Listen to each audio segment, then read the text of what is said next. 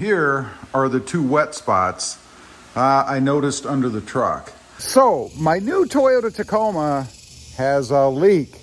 It actually has two spots that are leaking underneath, one on each corner of the suspension area. You see this bolt right here, right? This bolt right here, right down on the corner on the other side, and along the rail, I noticed there are two leaks apparently. Let me show you right here. I discovered these after I had gotten back from Ohio and was in the process of pulling the truck down from storage. Have a look. Okay, here are the two wet spots I noticed under the truck. There aren't any others up there. It's just shiny from the tires. It's not a wet spot. But there's nothing else. And both, as you can see, maybe, are pretty much the same, very similar anyway. And it's kind of a greasy kind of feel, but doesn't leave any residue and doesn't even smell. So out on the truck itself, I'll show you where it's coming from. And this is the back, of course, where it was sitting on the lift. And it's the same on both sides. Right under here, and you probably can't see it now, but there was a drip right here, actually right here, where it was dripping down. And along the frame, you can kind of see here, you see how it's kind of wet around that hole, that hole, that hole. And then there was kind of a line down the hole, very faint here and there, but a little bit here. And that's where all of the wet looking areas were. And of course, underneath here in the holes, same thing. That's where it was coming down, and the frame is hollow and there's nothing inside it but air. So you can see there is definitely something leaking under there. The big question, of course, is what? And is it anything to be concerned with?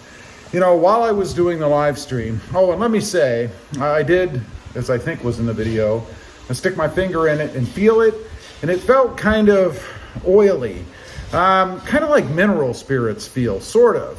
But after a few seconds, or maybe I just wiped it off a little bit with a rag, I no longer felt that oily residue on my fingers, right? You always feel oil. Oil, you kind of have to use soap to get off, right? I mean, otherwise, there's just residual oil left whenever you get it on you. I did not notice that. I also gave it a little smell test, of course, because, you know, when you get something on you, you got to smell it.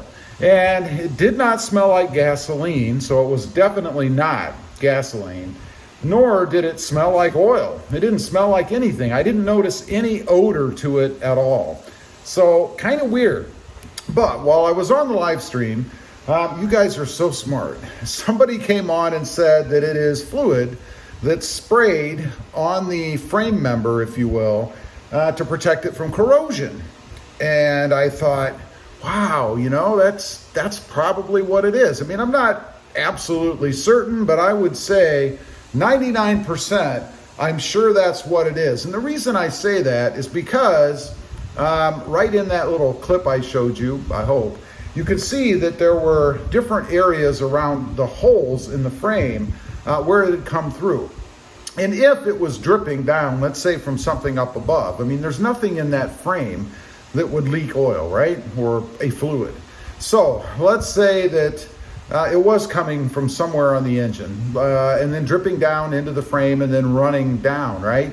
It would run down. It wouldn't run up, get to the hole, and then come out of the hole and run down a little bit on the outside. And it didn't run all the way down. It was just a little moist, wet area around each one of those holes.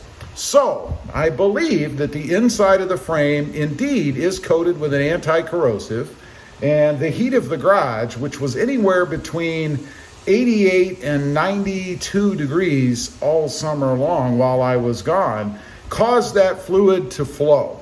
And when it sat above the holes, of course, it would flow down and come out of the hole that was right above it. Makes perfect sense to me. And then leave some residue. It didn't make it all the way down the frame though. And then in the bottom, where of course you've got the whole length of the frame and then it slopes a little bit down, it would run, it would roll. There was a little bit of a drip on the edge of that piece underneath. So it would roll or drip a little bit once it got to that spot, which is what I saw on the frame itself, or not the frame, but the lift that the truck was sitting on, those two wet spots. Another thing that leads me to believe that it's not a problem is that both sides of the lift, where I had the little wet spots, if you will, were the same. And if you have a problem, chances are it's not going to be symmetrical. In other words, it's not going to be exactly the same on both sides. I mean, the little drip areas, same spot, exactly, where it was still clinging to the frame.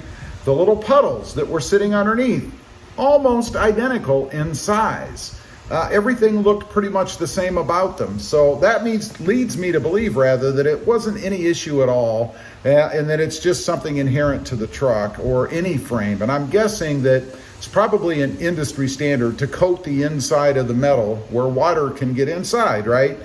So that it doesn't rust. I bet you if you look under any truck that you have, if it sits for a while in higher heat, you're gonna notice something. Now, speaking of noticing it, let's be honest. Had I been home driving the truck around since it was brand new, dirt would have accumulated, or anything, I guess, dust, pollen, whatever, would have accumulated on those wet areas, and I never even would have noticed it. I mean, if you get under your truck and you've got a towel or something, white particularly, and if you rub those areas, you're going to get a bunch of black, grimy stuff off just from driving it on the road, just from use. So I would have never even noticed it. Definitely not gasoline or transmission fluid or fluid from the differential or engine oil, nothing at all like that. So let's dispel that right away, because I can just hear the naysayers out there saying, see, you've got a big problem. It's leaking oil. Absolutely not. I think it's just normal. Now, real quick before I end the video, I did take the truck on a further longer distance ride just to see how everything was in it. Did I get any check engine lights, any weird happenings, I guess, from having the truck sit for a while and not driving it? And the answer is no, I did not. Full disclosure, the truck has right around 850 miles, I think it is now on it, something like that. So it hasn't been driven a ton. These little transmission issues, a handful of them, I think 0.0001%, have been reported above 1,000 miles to 2,500, 3,000 miles, something like that. So it's not to say that I'm not going to develop some sort of an issue. I hope not. I hope I'm not a 0.0001%er, but you never know. I might be. Again, we're keeping it real here, honest on the channel. I have no affiliation with Toyota. They're not paying me to say good things about the truck. I'm going to report it as I see it, both good and bad. I still love the truck. I've got to say that after being gone for 2.5 or 3 months, whatever it was, over the summer, jumping back into Tacoma and going for a ride was a hell of a lot of fun. The truck, I think, is still way better than the third gen. Again, not to say that the third gen is bad. It's just that the new Tacoma is a step forward when it comes to, I guess, comfort, ride quality, drivability, and acceleration. It really gets up and goes, and I was pleasantly surprised. You kind of forget after you haven't driven something for a while. Pleasantly surprised at how responsive and quick it is. It has not lost a step. Love the truck, would not hesitate to buy it again. Anyway, leave a comment. Let me know if you agree with my or someone who commented on the channel's diagnosis of what that was. I'd be curious to know. And if you've ever seen it on your Tacoma or any other vehicle that you're driving. Thanks for watching. Stay safe out there. Bye.